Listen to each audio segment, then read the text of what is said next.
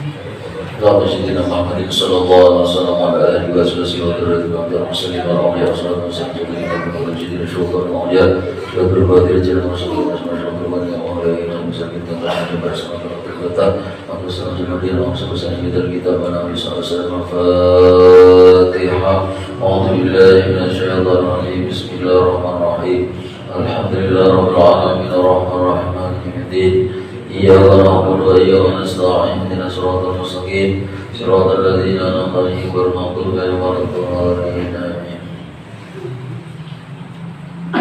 Assalamualaikum warahmatullahi wabarakatuh Bismillahirrahmanirrahim Alhamdulillahi rabbil alamin wal 'aqibatu lil muttaqin wa la 'udwana illa 'alal zalimin Allahumma shalli wa sallim wa barik ala sayyidina maulana Muhammadin wa ala alihi wa sahbihi ajma'in Subhanaka la ilma lana illa ma 'allamtana innaka antal alimul hakim wa la hawla wa la quwwata illa billahil 'aliyyil 'azim amma ba'd Bismillahirrahmanirrahim qala al-musannif rahimahullah ta'ala wa nafa'ana bihi wa bi jami'i ulumi fid dharain amin As-salamatu min abatil lisani kal ghibati wan namimati wa ghairiha minal muhlikati. Yang ketiga, selamat daripada penyakit lisan seperti ghibah, namimah dan selainnya daripada sekalian yang membinasakan. Kalau kita berkhalwat tidak ada orang yang kita ajak berbicara, maka selamat mulut kita daripada ghibah dan namimah atau adu domba. Qala Nabi sallallahu alaihi wasallam aksaru khotoya ibni Adam fi lisani. Rasulullah sallallahu alaihi wasallam bersabda, kebanyakan dosa manusia itu dari lisannya. Jamaah sekalian yang dirahmati Allah Subhanahu wa taala, kembali kita bersyukur kehadirat Allah Subhanahu wa taala atas limpahan rahmatnya, karunia-Nya, bahwasanya sampai saat ini kita masih dipanjangkan umur, kita masih diberikan kesehatan zahir maupun batin, masih diberikan waktu dan kesempatan serta kelapangan sehingga kita bersama-sama kembali bisa berhadir bersama di dalam majelis ini. Mudah-mudahan hadir kita di majelis ini membawa manfaat dan maslahat di din wa dunya hatta al-akhirah. Amin Allahumma amin. Salawat salam untuk baginda Rasulullah Muhammad sallallahu alaihi wasallam, sahabat kerabat, pengikut dan pecinta sunnah-sunnah beliau ila akhir zaman, yang kita harapkan kita semuanya bersama orang-orang yang kita cintai dalam keluarga kita semuanya masuk dalam surga Allah berkat syafaat baginda Rasulullah sallallahu alaihi wasallam. Amin Allahumma amin. Jemaah sekalian yang dirahmati Allah, kita masih membicarakan manfaat daripada khalwat atau uzlah. Yang ketiga, kata beliau, as-salamatu min abatil lisan. Orang yang menjauh dari keramaian, mengurangi keluar yang tanpa ada arti dan tujuan, maka itu menyelamatkan daripada bahaya lisan. Seperti kal ghibati, seperti ghibah wan namimah dan adu domba, wawariha minal muhlikat, dan daripada selain daripada dua itu, yaitu daripada yang membuat kerusakan, minal muhlikat. Karena kita ini namunnya kada hati-hati di dalam berbicara, bergaul, akan menimbulkan yaitu bahaya di dalam diri kita. Yang tadinya kita hendak menggibah orang karena melihat pergaulan macam-macam, mendengar pembicaraan macam-macam, akhirnya timbul ghibah, timbul membuka aib orang dan sebagainya. Padahal ketika hati kita terjangkit penyakit-penyakit batin seperti itu, maka seakan-akan kita ini hidup membawa beban. Karena penyakit-penyakit hati itu berat dirasakan di dalam diri. Kalau zahirnya orangnya kadang-kadang sehat saja, kuat orangnya, sehat, berjalan lari, memikul beban kuat, tapi beban batinnya itu yang memberatkan dalam kehidupannya. Kenapa? Karena di dalam batinnya mengandung penyakit-penyakit batin yang membawa berat di dalam batinnya. Orang yang menggibah itu karena ada dia bergaul. Kenapa? Karena dia melihat sesuatu. Karena di dalam diri kita ini lubang dua yang menuju ke hati itu mata dan telinga. Karena mendengar masuk ke dalam hati, karena melihat masuk ke dalam hati. Lalu timbullah penyakit-penyakit hati. Umpama kita ini tersinggung, kita ini tersinggung, itu berarti kan penyakit hati. Penyinggungan itu penyakit hati. Karena penyinggungan, tersinggung, sakit hati, hatinya berat, sakit, tidak ada di sini. Kenapa itu dipelihara? Kalau itu memberatkan kehidupan kita, memberatkan hati kita, memberatkan pikiran kita. Itu baru tersinggung aja. Umpamanya egois, terlalu menjaga kepentingan diri, akhirnya kadang-kadang kalah, harus dirinya yang menang, harus dirinya yang paling bagus, harus dirinya yang paling terlihat khusyuk, yang paling terlihat berilmu, yang paling terlihat ini dan sebagainya. Itu kan penyakit hati yang ada dalam diri manusia yang membebani kehidupannya. Membebani. Kenapa aku merasa tersinggung? Berarti aku merasa lebih baik daripada orang lain. Nah, tersinggung itu penyakit hati yang membuat hati seseorang menjadi berat, sakit. Coba dibuangi. Umpamanya amarah, tersinggung lalu marah. Marah itu bodoh, itu penyakit hati. Penyakit hati yang membebani dalam kehidupan. Memang kelihatan zahir kayaknya kuat, tapi batinnya rapuh, batinnya sangat rapuh. Orang yang menyimpan penyakit-penyakit hati itu membebani di dalam hatinya, penuh di sini. Nah, umpama dia nih rasa kurang syukur, rasa kurang syukur itu kan penyakit hati. Akhirnya kurang aja, di hati kadang nyaman, rapuh, sudah kurang aja. Coba bersyukur, alhamdulillah awak sehat. Alhamdulillah makan, kada terbebani hutang seadanya, sederhana, alhamdulillah, syukur dengan apa nikmat. Lapang hati. Coba kalau di dalam hati itu tidak ada penyakit-penyakit hati itu yang ditimbulkan dari penglihatan dan pendengaran yang disebabkan oleh pergaulan. Orang umpamanya di dalam dirinya ada rasa khawatir. Khawatir itu penyakit hati. Iya nih, aku nih hutang nih lunas ada. Kira-kira aku nih kayak apa? Nah, khawatir itu membebani dalam hati. Nah, ibaratnya kita pikir pun terjadi, kada dipikir pun terjadi. Baik yakin sama sekali di dalam hati, supaya kan ada beban di dalam hati. Nah, orang yang kadang mau bahagia, kadang mau ceria, kelihatannya merenung terus, itu karena mengandung dalam hatinya penyakit-penyakit batin yang dia disimpannya, kadang mau ingin membuanginya. Akhirnya kayaknya beban terus. Dan bertemu orang aja senyum aja sulit benar melihat senyumnya aja sulit benar.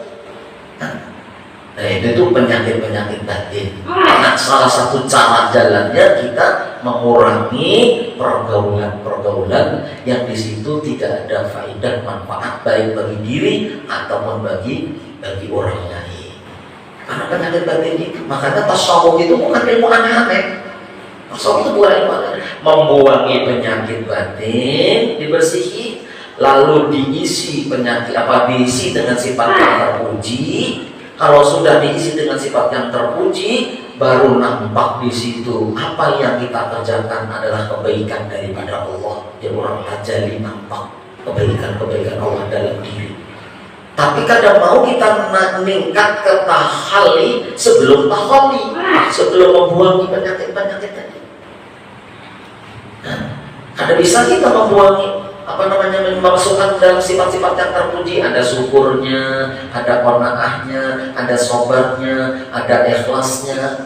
Itu kadang mau masuk selama di situ dengki ada, egois ada, sombong ada syukur ada, kekhawatiran ada berserah lawan Allah ada. Nah itu sulit. Maka orang perlu bertahun-tahun, bukan ilmu yang aneh-aneh. Kalau kita masuk ke ranah tasawuf, tapi kita kadang mau mempraktekkan, kadang mau menerima, nah dengki harus dibuang, kadang mau menerima, nah itu jadi pandir, tapi prakteknya nol. Karena jalannya kadang-kadang memang itu, dibuangi dengkinya, dibuangi dendamnya, sombong dibuangi, merasa lebih baik dibuangi, riak dibuangi, sum'ah dibuangi, ujub dibuangi. Nah, rakus dibuangi, bubututnya dibuangi. Itu tuh akhirnya kita sibuk untuk memperbaiki diri tanpa memandang kebaikan pada diri dan tanpa memandang kejelekan pada orang lain. Itu tasawuf itu. Bila ada dosa ngaji itu tasawuf, kadang mau. Bila kita hendak santai-santai kalau ngaji sudah tanpa kita memerangi nafsu. Penyakit-penyakit batin tadi tidak ada efeknya. Berpahala, memang hadir di majelis itu berpahala, gurih kan atau berpahala. Tapi karena kita itu mendengarkan lalu kita mentafakuri, memikirkan, kita hayati yang kita dengarkan, lalu ada usaha untuk mempraktekkan, mau tuh baik, Tapi ada sekedar hadir, ada ya lawas menunggu hidayah Allah, menunggu patut lawas. Karena memang memperbaiki diri itu paling baik duduk di majelis ilmu, rutin berseri terus, mau baik. Namun sekedar tablet akbar bulan sekali mendatangkan dari Jakarta dari mana, sulit itu. Itu sekedar syiar yang besar, itu bukan ibaratnya.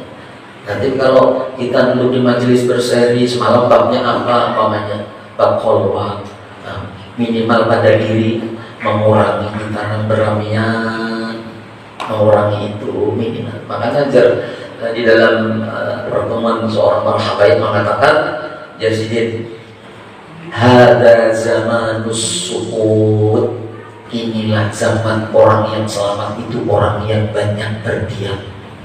Zamanus suhud. Lalu walujumul buyut, dan banyak diam di dalam rumah. Luzumul buyut melazimi diam di dalam rumah. Muntung jangan tapi banyak berpandir, seorang jangan tapi keluyuran, kecuali urusan mencari nafkah dan urusan keluarga, silaturahim, untuk ilmu, lain daripada itu jangan tapi. Jadi hadza zaman sukut, ini zaman orang yang selamat banyak berdiam. Dua, luzumul buyut, banyak diam di rumah, kecuali satu, keluar mencari nafkah, keluar menuntut ilmu, keluar silaturahim dan bermanfaat bagi mengabulkan hajat orang lain. Bila ada luzumul buyut, banyak diam di rumah. Lalu ridho bil qad, dan ridho dengan pemberian Allah. Usaha semaksimal mungkin hasilnya yang kita dapat dari Allah ridho. Tiga ini sampai kapan? Hatta maut atau ilal maut, sampai merenggut kematian itu. Jadi tetap banyak berdiam, jangan penting, jangan berpandir, jangan kena terpeleset untuk kita berpandir. Karena jangan Nabi apa? Wala Nabi sallallahu alaihi wasallam aksaru khotaya ibni Adam fi lisani. Kebanyakan dosa manusia itu karena terpelesetnya lisannya berbicara. Nah, itu makanya sangat masuk akal orang hada zaman sukut waluzumul buyut waridho bilqut ilal maut.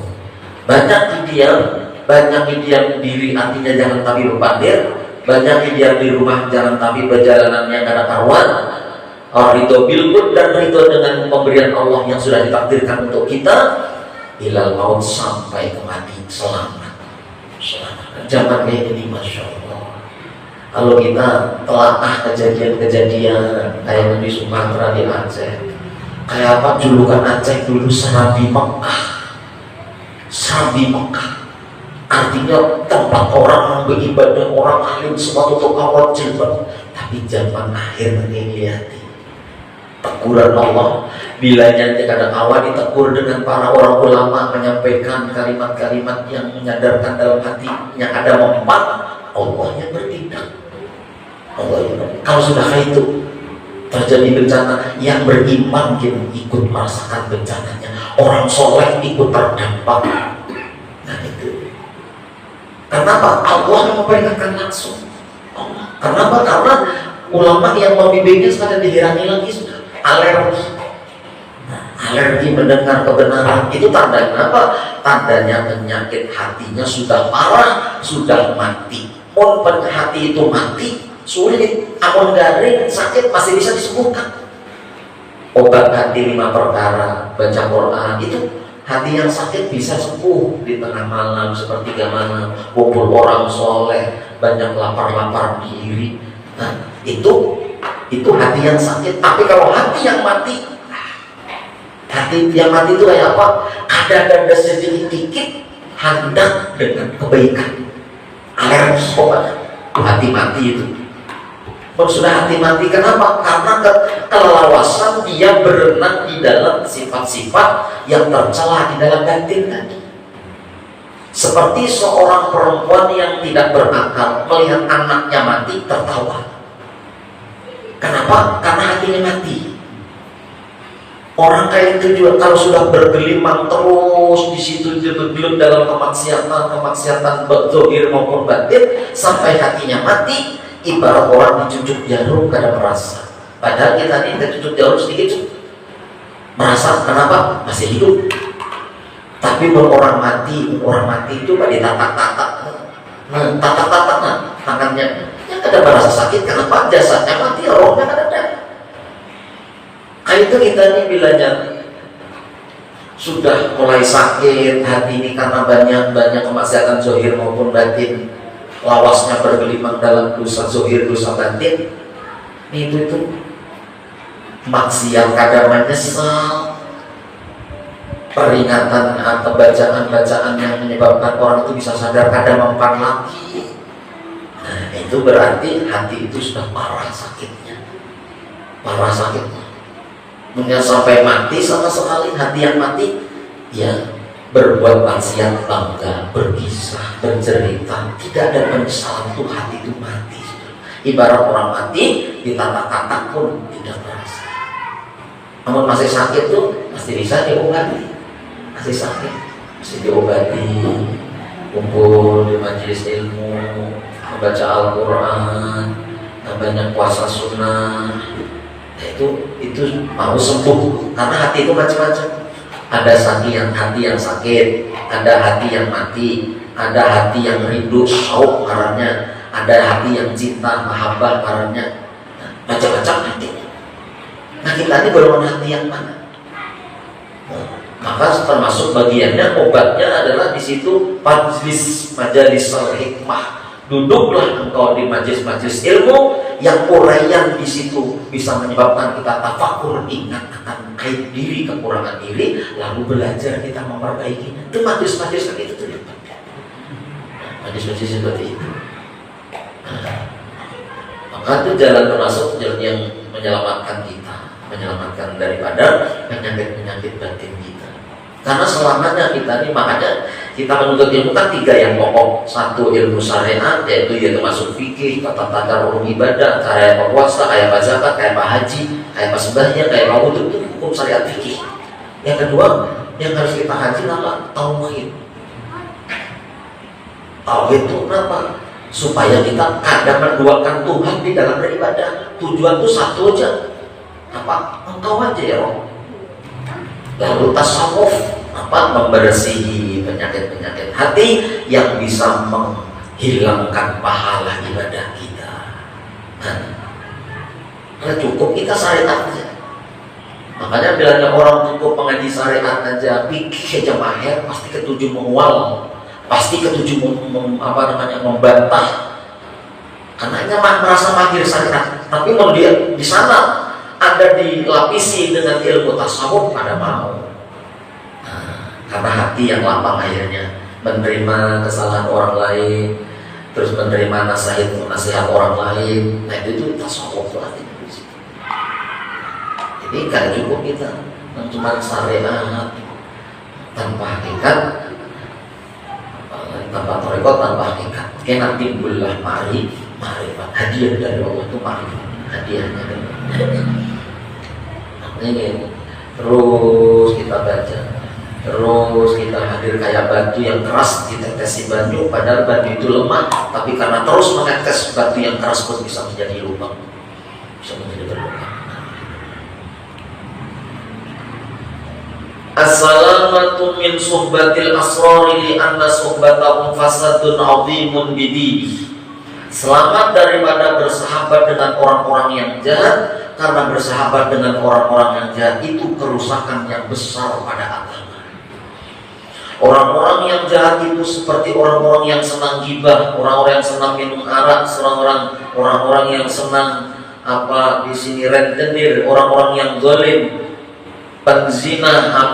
Apabila kita menyadari, maka kita tidak akan bergaul dengan mereka. Lebih baik kita berdiam di rumah, mengurangi pergaulan. Tapi kalau kita bergaul, ada kemungkinan kita akan bersahabat dengan mereka itu. Kalau kita akrab dengan orang-orang yang berbuat kejahatan, maka agama kita akan rusak.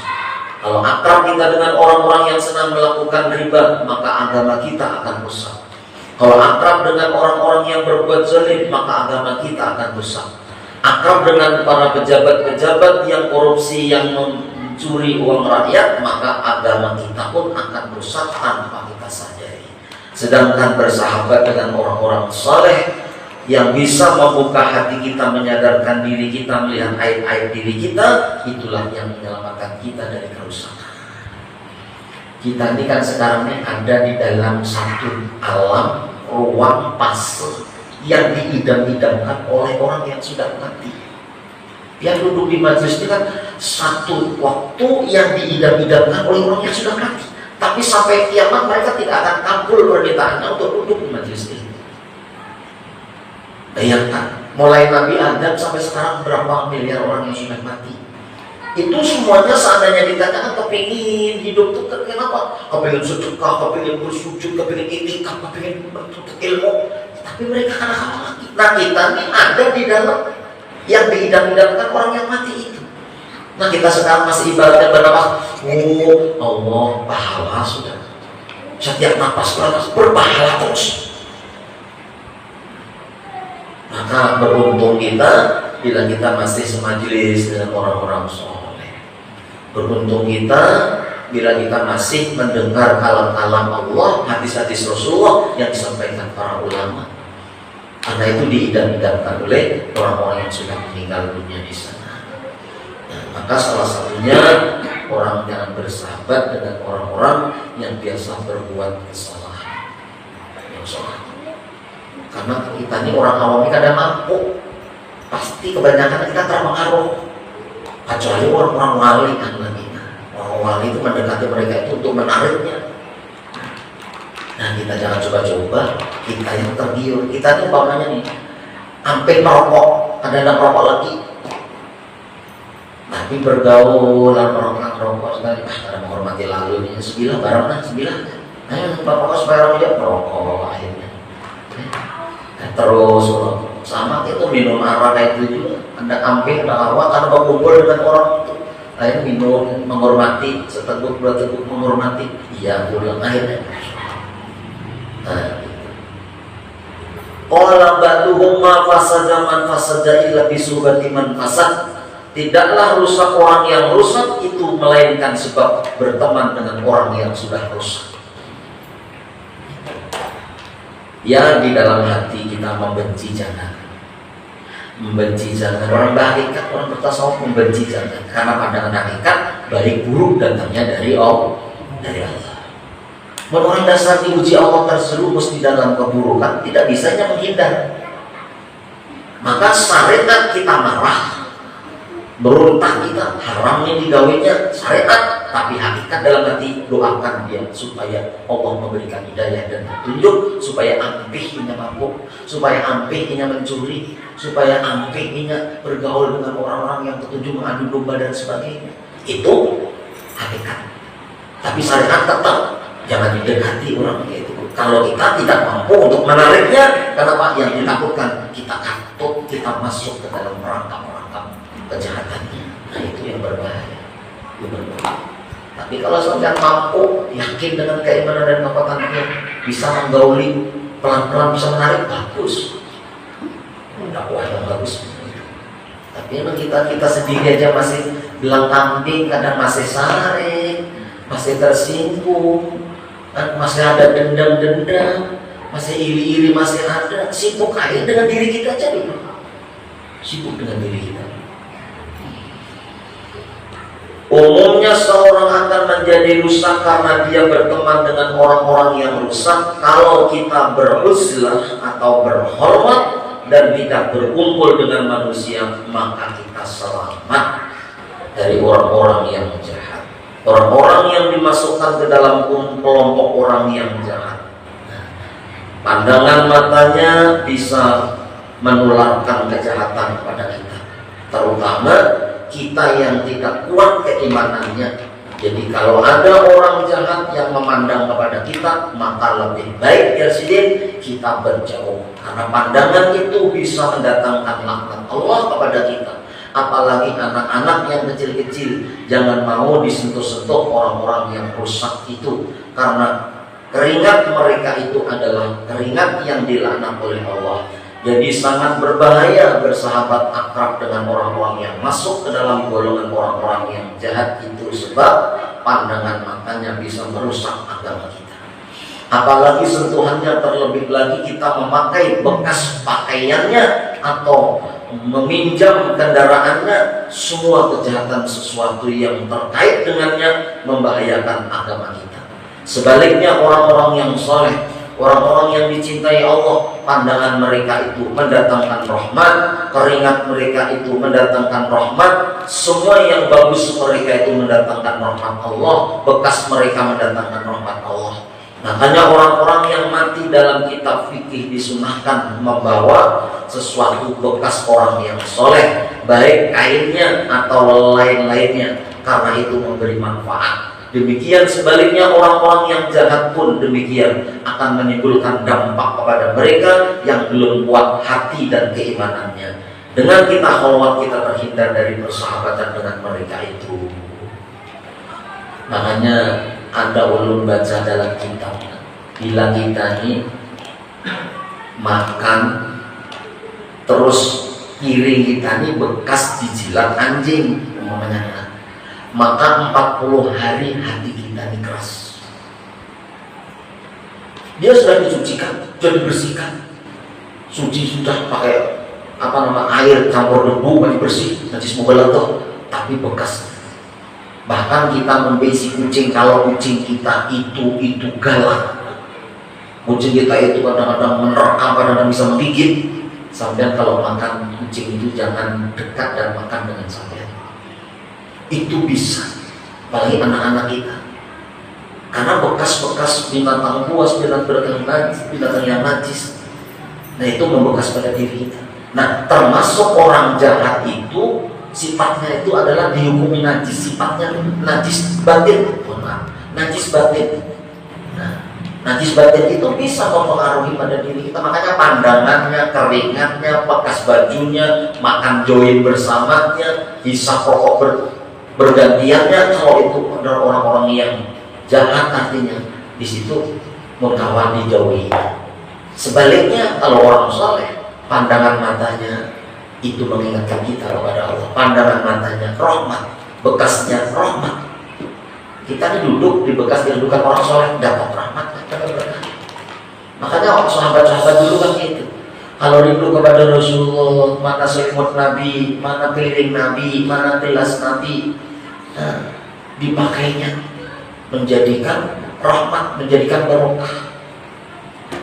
Ya orang yang ada mampu jadinya sirik, padahal sudah ada zaman dahulu, zaman para sahabat. Jadi bekas-bekas kemaksiatan, makanya saya ceret, umpamanya bekas ceret itu bekas di situ dituangi arak umpamanya, itu bisa mempengaruhi itu, walaupun sudah dicuci bersih. Jadi bahayanya besar, apalagi kalau kita akrab dengan orang-orang kayak gitu. Kalau iman kita masih terombang-ambing, masih labil, belum stabil, belum kuat, kebanyakannya ini akan hanyut kembali kepadanya. Umpat akhirnya, umpat golongannya, umpat kebiasaannya. Kalau sedang kita artinya menegur tetap baik, tidak apa-apa. Tapi mendekat, akrab, itu membahayakan. Jadi bekas mereka mendatangkan kematuratan. Tapi kalau bekas orang-orang alim, orang-orang soleh, jadi mendatangkan rahmat. Makan aja nah, dalam sebuah hadis, engkau makan dengan orang soleh, orang alim, sesuapan, makan sesuapan, duduk sesaat, berjalan berlapan langkah dengan orang alim itu, biar dapat aromanya, biar dapat kemuliaannya, biar dapat rahmat dan barokahnya. Hanya orang Bahari itu kalau ada orang alim, masya Allah. Dan mereka yang sudah paham kayak itu berebut, hadap-hadap kalau orang alim itu berebut. Belum nih kadang-kadang kalau di masjid-masjid di luar sana sampai ada nyaman. Ini sini kemana mati sulun tempat nih.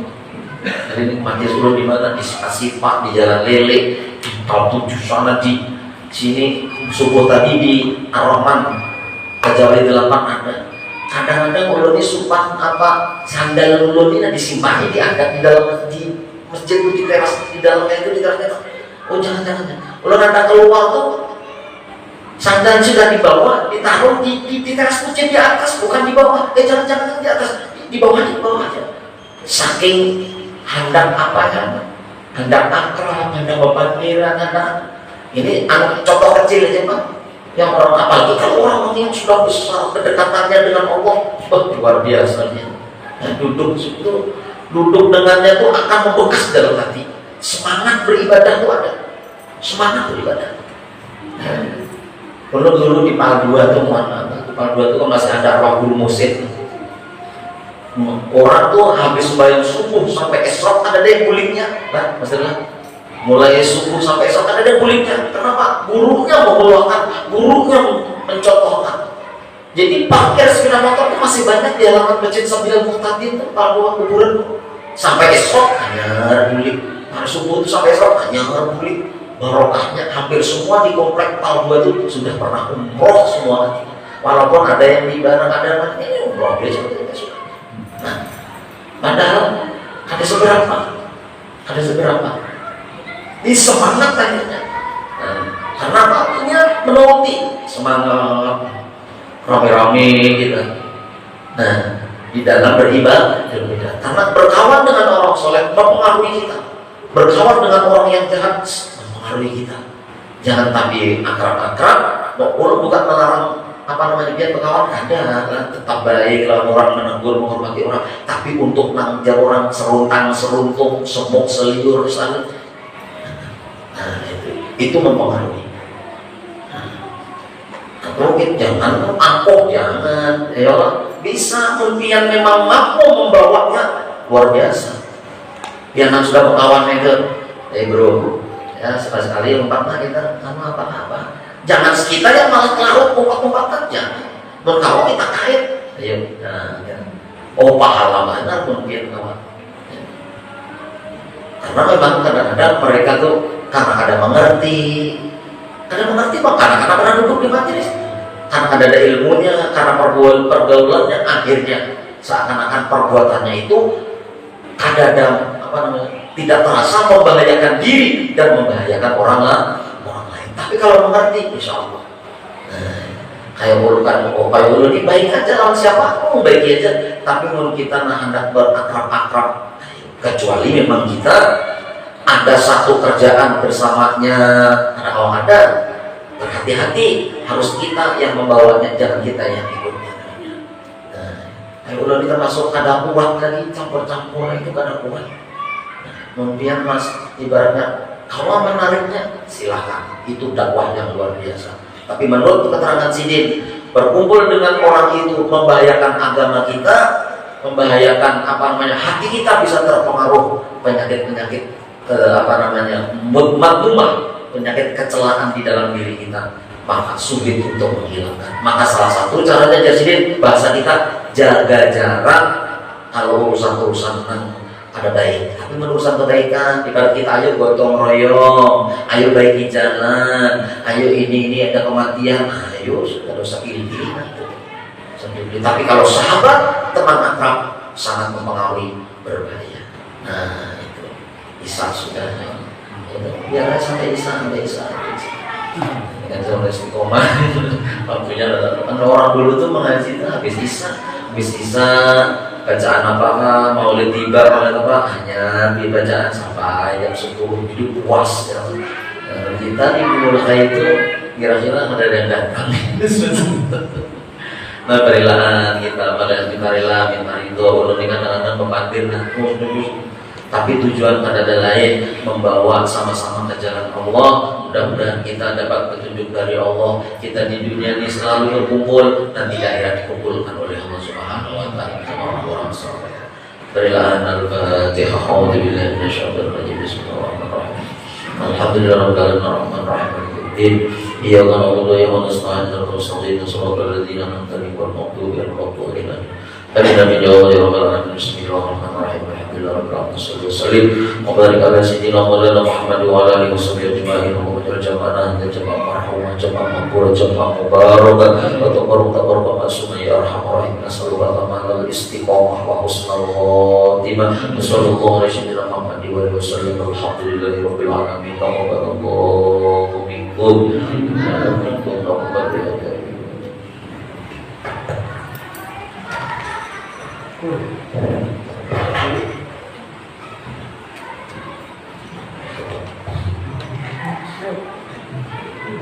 Terima kasih.